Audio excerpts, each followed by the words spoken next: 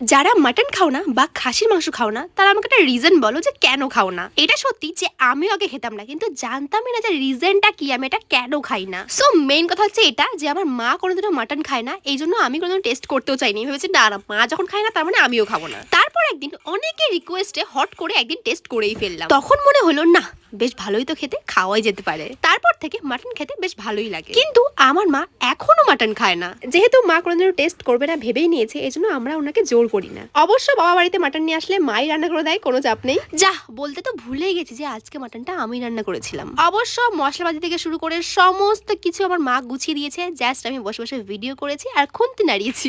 দেন বসে পড়লাম লাঞ্চ করতে। এবার যারা মাটন খেতে ভালোবাসে রীতিমতো জিভ থেকে জল বেরোচ্ছে সেটা আমি জানি। আর যারা কোনোদিন মাটন খাওনি বা টেস্ট করতেও চাও না, তারা একটু রিজন আমাকে বলে যাও যে কেন খাও না, তাহলে আমিও বুঝতে পারবো যে আমি আগে কেন খেতাম না। আর যাদের মাটন ফেভারিট তারা কমেন্টে একটা হাই করে দিও।